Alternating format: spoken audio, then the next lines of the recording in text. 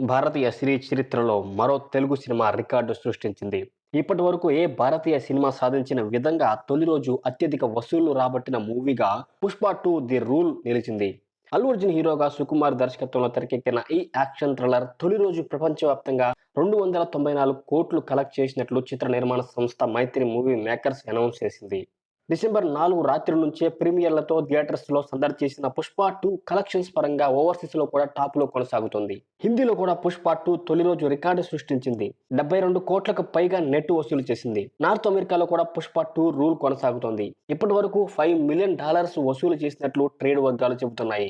వివిధ సినిమాలకి రేటింగ్ ఇచ్చే మూవీ డేటాబేస్ వెబ్సైట్ ఐఎండిబి ప్రకారం ఇప్పటి వరకు తొలి రోజు కలెక్షన్స్ లో రాజమౌళి, ఎన్టీఆర్, రామ్ చరణ్ల RRR 223 కోట్లతో మొదటి స్థానంలో ఉండేది.